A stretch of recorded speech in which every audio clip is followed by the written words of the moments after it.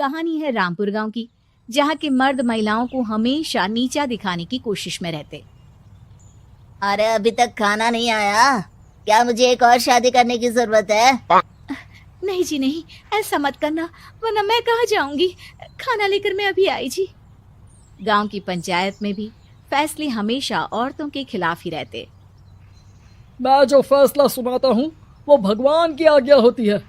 इस लड़के ने अपने मन से शादी करके अच्छा नहीं किया। लड़के को घर भेज दो और इसकी शादी इसकी जाति की किसी लड़के से करवा दो, लेकिन ये लड़के, इसे तो गांव के बाहर निकाल दो। नहीं नहीं जमींदार साहब, ये क्या बोल रहे हैं? ऐसा नहीं हो सकता। मेरी बेटी मासूम है, इसे अच्छे बुरे की समझ नहीं है। अरे कहाँ जाएगी ये बेचारी? कहाँ जाएगी? इतनी चिंता है तो पूरे परिवार का गांव निकाला कर देते हैं।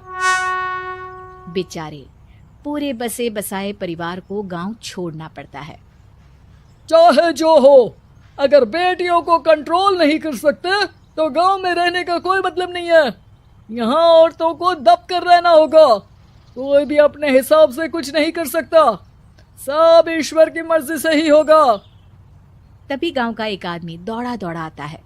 सरपंच साहब, जमींदार साहब, वो कालिया है ना, उसकी बेटी पढ़ने के लिए शहर जा रही है। अच्छा, ये कब हो गया?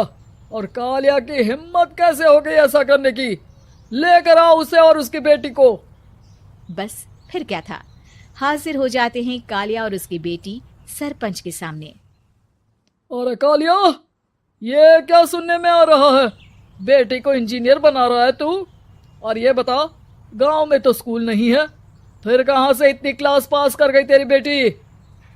राधा, जो कि कालिया की बेटी है, उसे लगता है कि सरपंच उसकी तारीफ कर रहे हैं। सरपंच जी, मैंने ऑनलाइन पढ़ाई की है, डिस्टेंस लर्निंग से। सभी में मैंने अच्छे नंबर पाए हैं, जिसे देखते हुए शहर की इंजीनियरिंग कॉलेज में मुझे स्कॉलरशिप मिली है। वाह जी वाह, क्या होती है ये? पहले तो ये बताओ, फिर आगे की बात करते हैं। पूरा गांव राधा की बात सुन रहा था और राधा बोलती जा रही थी। तो ऐसे मैं फ्री में एक अच्छी शिक्षा लेकर गांव में जो कुछ परेशानियां हैं, जैसे बिजली, पानी और इंटरनेट जैसी समस्याओं के लिए काम करूंगी।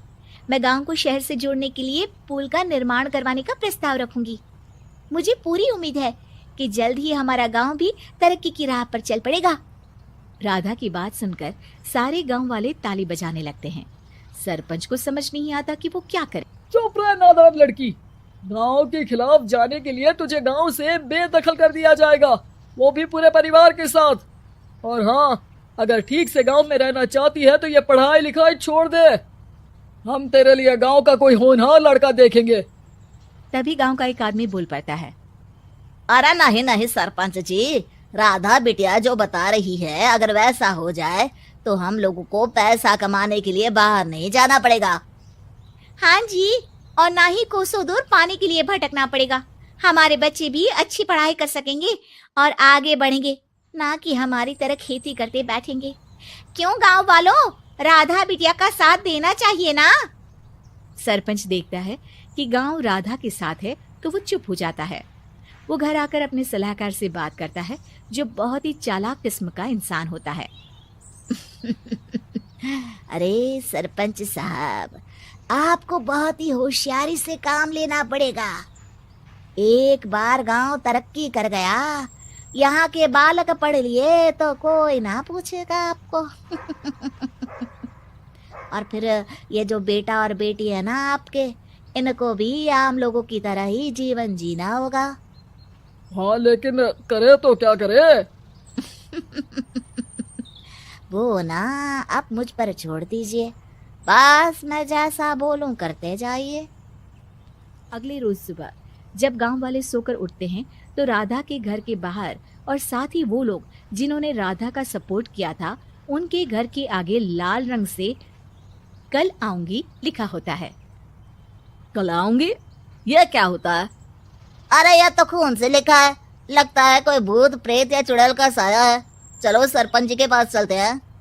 सभी सरपंच के पास जाकर उसे सारी बात बताते हैं। और ये तो बड़ी मुश्किल की बात है। चलो, मैं एक बाबा को जानता हूँ, उन्हें बुला लेता हूँ। सरपंच बाबा को लेकर गांव के घर के बाहर जाता है।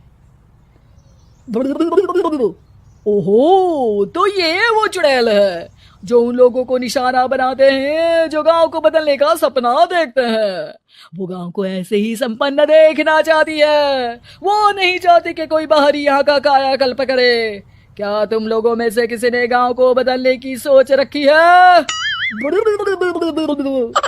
तभी राधा की माँ रोते रोते आती है। मेरी राधा घर से गायब हो गई है। अरे कोई तो बचाओ, मेरी बच्ची कहाँ गई?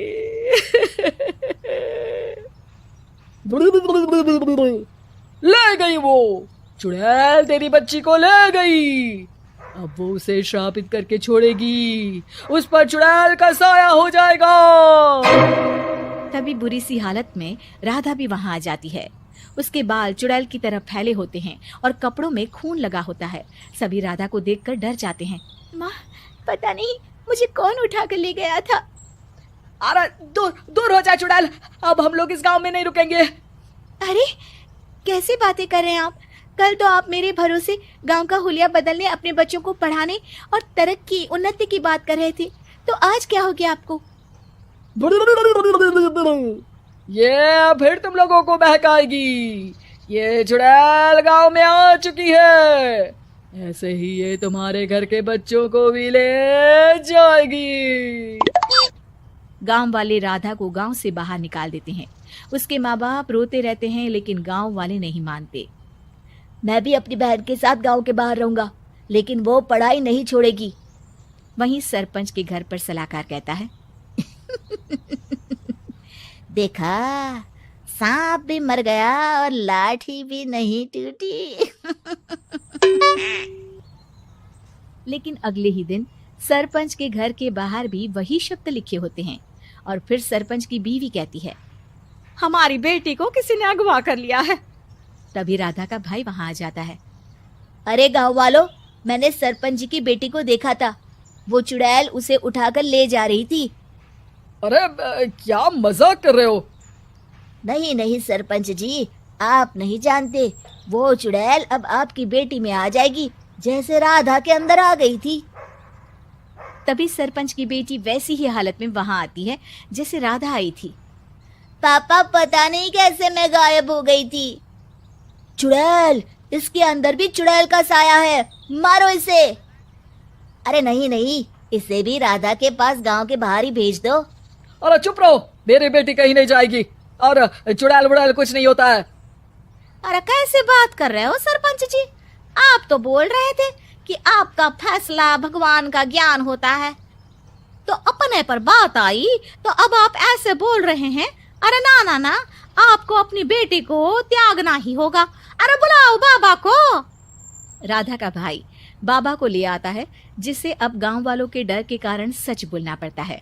मैं कोई बाबा नहीं हूँ, मैं तो मोची था। ये सलाहकार महोदय ने मुझे कहा था एक्टिंग करने को। वो मुझे पैसे देने वाले हैं। अब मुझे माफ कर दो। गलती हो गई, मुझे माफ कर दो। तभी वहां राधा आ जाती है। देखा सरपंच जी, जब गांव के बच्चे साक्षर होंगे तो आप जैसे लोगों की चालाकी नहीं चलेगी।